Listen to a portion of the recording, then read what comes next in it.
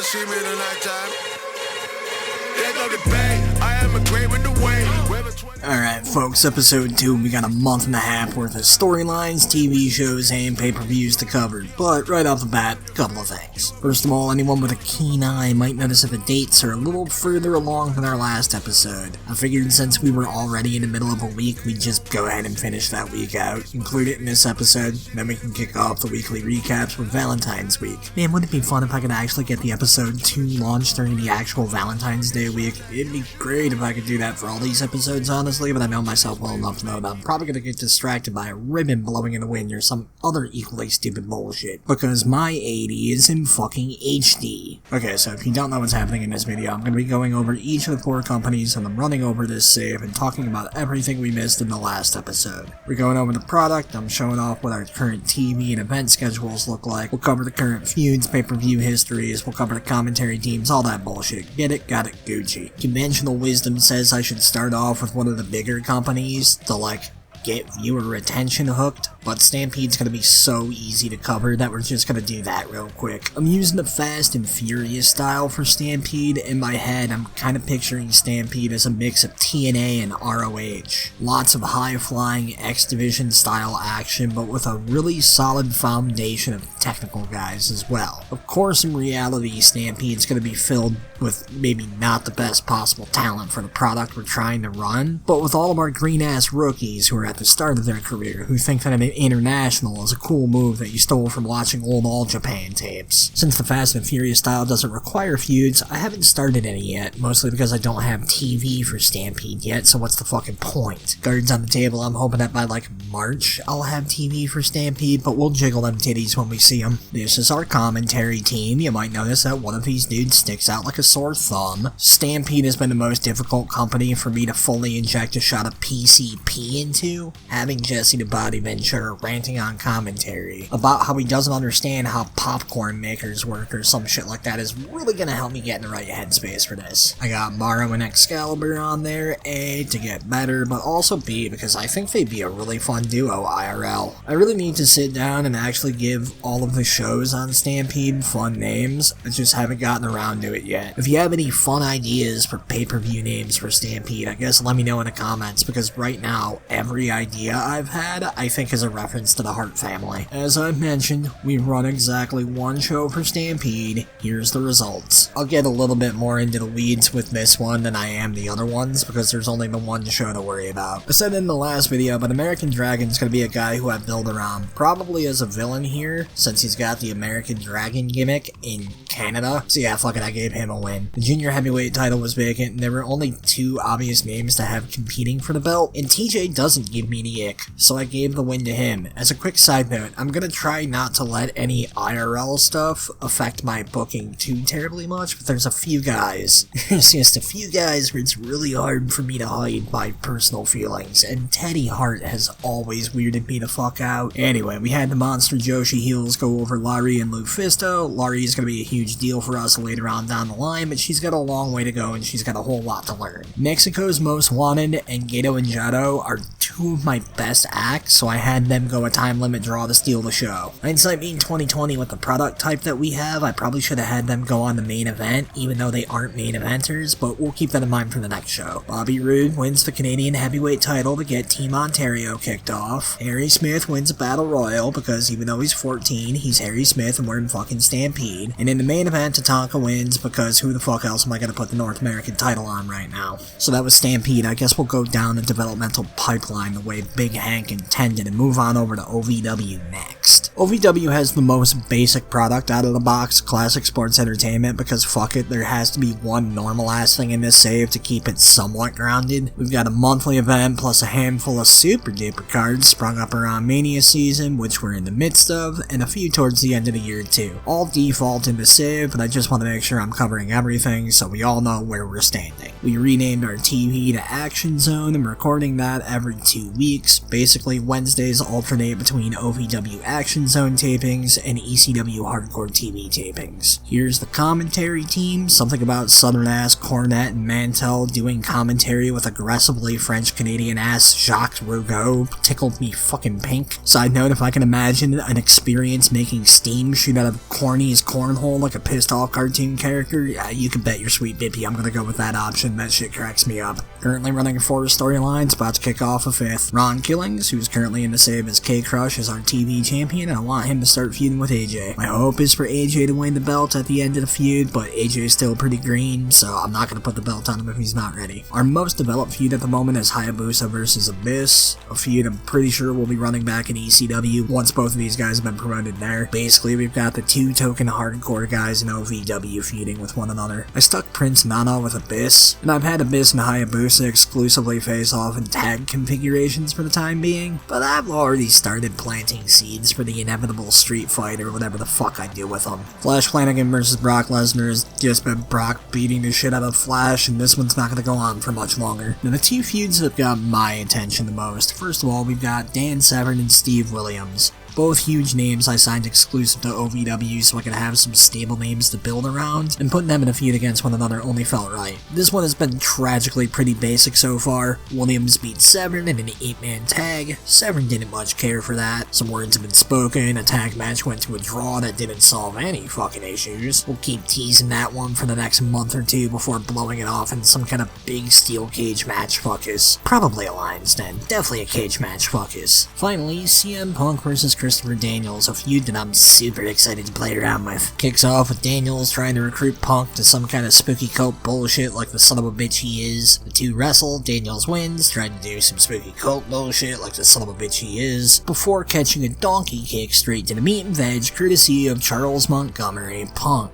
I know that all of these feuds only have like a little nubbin of information, but look, we're only 6 deep so we can do the save, alright? Anyway, we've run 2 pay-per-views as OVW for the time being. First one was River City Rumble. I'm not gonna go everything as thoroughly as I did with Stampede. We've got a lot more to cover with these guys, so let's cliff notes that shit. Punk, Hayabusa, and Lesnar are 3 young guys who I want to strap rockets to, so we got that process started here. RC by RC, the group of Rico Constantino and Rob Conway, they're our highest pop tag act right now, so I wanted to give them a win over a few for now jobbers that I see some bright futures in. And even though Brock's the guy who I'm trying to put most of the shine on, again, I signed Dr. Death exclusive to OVW to be our big draw, so I gave him a Battle Royal win here, which I also used to just mass debut a whole bunch of people's gimmicks at once. I love using Battle Royals for that. Next week we had our monthly show, which also needs a fun name, but we'll figure that one out. I'm not gonna lie to you, this card had so much B-show energy because I forgot about it until the day before the card. K-Crush and Lesnar got to defend their titles, the Punk Daniels feud properly kicked off. Sean Stasiak's already a star for us somehow, so I figure we lean into that, and I had the main event go to a schmazzy finish, which was the style at the time. We continue on down the developmental pipeline to our last stop before the main roster, ECW. As I've already mentioned a number of times before, I've been having a fucking blast with ECW, even if we're very much still getting the ball rolling with them. ECW's got the most amount of exclusive signed talent to it out of any of my developmental leagues, so I've been able to get really comfortable with some of the guys being around long enough to really build around. Anyways, both ECW and WWF are running the All-In Nerd Nirvana product, which I think has been my favorite one to book so far in TEW 9. I figured that the final boss of the developmental league and the main roster sharing a product just sort of makes sense. You know, in theory, ECW is where the developmental talent is getting that last bit of shine and work before getting called up, but I digress. Like I mentioned earlier, every other Wednesday we tape Hardcore TV. Every Tuesday is ECW on TNN, which I just switched over. I think I did that on Fridays before. And those are the list of events that we've got planned. I could have loaded up the commentary booth with just the best guys, but I like to try and use everyone that I've got signed for the job. I have no idea how Dusty's color isn't in the 70s, but fucking whatever. I might edit that on my own later. There's a part of me that really wants to swap Cyrus for Dusty on the TNN show, but with Cyrus's whole gimmick being themed around TNN, it kinda makes sense for him to be there. Then for our events, we've got the best guys available to us, even though it kills me to not have Joey Styles running solo commentary. Storylines. We'll we'll start with the goddamn hot dog one.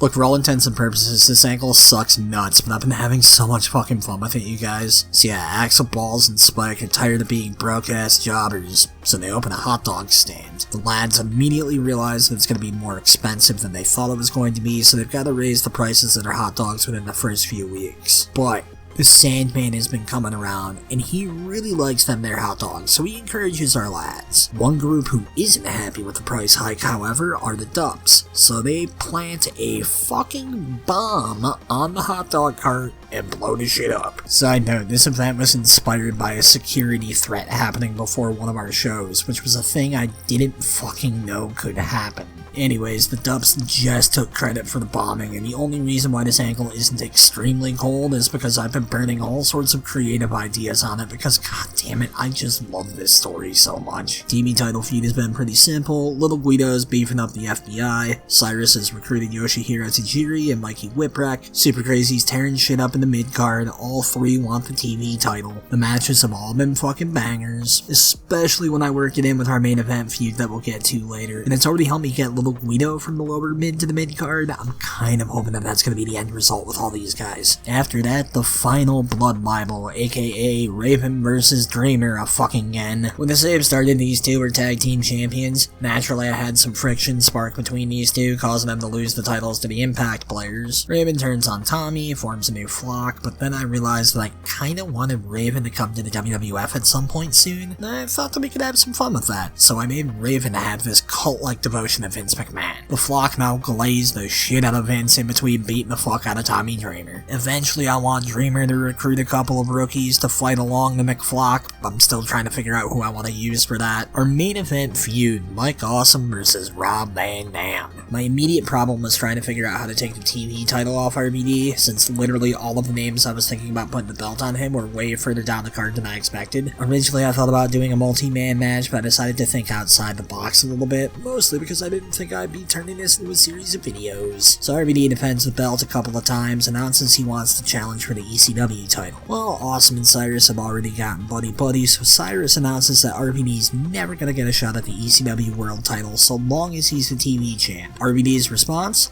Fuck you, I'll vacate this title. This belt means the world to me, but there's no higher prize than the world title, and I am the whole fucking show. So nobody deserves the highest prize more than Mr. 420, Rob Van Dam, or some shit like that. Definitely kick the title into Awesome's face. Since then, it's been a series of roadblocks set up by Cyrus that RVD knocks down every time, while Awesome has not defended the title. Look, I need to give him a few defenses soon, right? We've only had one supercard with ECW so far, and that was Guilty as Charged, the same show that RVD vacated the title. Lynn and Crazy were two names I had floating around for the TV title at the time, so I had them pick up wins. Sandman versus Supreme because we needed a big ol' fuckadoo match. Wanted to put the TV title on Guido, so I had him pick up a win. Had the Impact players pick up the tag titles in a three-way match, so that way Dreamer and Raven didn't have to actually take the loss. Then this was Sabu's last pay-per-view with the company before moving up to the Fed, so I had him do the honors to Mike Awesome. To quickly show off the most recent TV taping, basically my strategy has been to put either RVD or Mike Awesome in the main event and let the rest of the chips fall where they may. ECW was already set up to have a main event focus, and I've got main eventers I ain't gotta worry about leaving, so I'm willing to cheese the fuck out of that to give me more room to dick around further down the card. Last but not least, we're at the very top, Big Hank's WWF. No need to show off the product, we've already been over that, we'll go straight to the schedule. Raw, SmackDown, 2 B shows that I tape on alternating Saturdays. Technically, I've got a B show taping to do before our weekly recaps start, but fucking whatever, man, it's a B show. I think you guys live not knowing what jobber the Godfather beat this week. B show commentary is B show commentary, but in a surprising turn of events, Michael Cole and Hugo Savinkovic actually have really good commentary on the booth. I thought about putting JR and Lawler on commentary for both the major shows, but I decided to give Cole that little extra bit of shine on SmackDown and let JR take Raw. I went ahead and manually increased Vince McMahon's color commentary to an unrealistic level because the idea of heel Vince on commentary, that's just fun to me. We're all having fun here. This is just a lot of fun. Just roll with it. Alright, we got a lot of storylines to go over in the WWF, and tragically, it's got some serious overlap, so we're gonna try to make this as neat as possible. Please forgive me if it's still sloppy as a motherfucker. I guess we'll start off with the sloppiest story so far, our dual champ story, which we really should rename because I haven't done any of the shit in the description. Basically, Jericho's been up Vince's ass about the IC title since it got vacated. Vince establishes a tournament, and Guerrero was supposed to come in and meet Jericho in the finals, but in an incredible example of fiction mirroring real life, Guerrero got fucking hurt at a house show, like his first house show. So anyway, I had to replace him with Benoit, but we'll get to him later. Thankfully, Eddie should be good to go by Mania. Here's all our current absences, by the way. So the plan is for Eddie and Jericho to face off at Mania. It might be for the IC title. We'll round back to that. Speaking to Chris Benoit, it's the Kurt Angle's undefeated streak story. This one's still pretty early on. Basically, Angle's been eating motherfuckers alive until Taz shows up at the Rumble and beats Angle in his debut. The next night on Raw, Angle tries to digest what happened to him, but a debuting Chris Benoit beats the fuck out of him. Angle's currently all sorts of rattled. I'm of two minds on where to go with Angle next. I either want to go with Kurt becoming Vicious Killer Angle, or Silly Cowboy Hat Hui Angle. I'm weighing out my options here. But one way or the other, I plan on having Angle versus Benoit versus Taz happening at Mania. Jericho and Benoit are going to meet in the IC title tournament finals, so either this or the Jericho Guerrero match will be for the IC title. Which match you guys think deserves the belt more? Let me know down in the comment section below. Ha ho hui. Oh, you might be asking yourself, hey, why the fuck is there a Kane X-Pac angle in the description for this? Well, that's because I picked the wrong fucking storyline in the feud menu when trying to advance shit, because I'm not exactly the smartest dildo in your mom's fucking sex chest. Leave me alone. The rule of segues says that I should cover the Kane feud next, but that's part of the gigantic web of fuckery that Triple H is in right now, so I think I'll finish talking about this shit with the Radicals. With the Radical Invasion feud. This one's only been going on for a couple of weeks since I've only had these guys since February 2nd, but we're already making some big fucking moves here. Debut night, Dean Malenko wins the light heavyweight title, Shane Douglas wins the hardcore title. The group cut a promo explaining that they've come to the WWF, a group of wrestlers to remind everyone what wrestling is supposed to look like. Basically, it's a technical wrestling supremacy thing more than a crusade of invaders from the rival company. Anyway, after that, Lord Vigil beats Val Venus for the European title. A smattering of WWF guys, mostly dudes that lost their titles and their friends, all band together to fight the scary new guys who are taking all the gold. Look, I know a painful amount of these storylines have been super basic, but we gotta start somewhere. Speaking of underwhelming, here's whatever the fucking tag feud is. This feud was already going when the save started, and I haven't really figured out what to do with it yet. I know I want to start turning the Acolytes into the APA. I know I want to start getting the Dudley Boys over. Beyond that, I am spinning my wheels. Alright, starting to dip a toe into the Triple H web.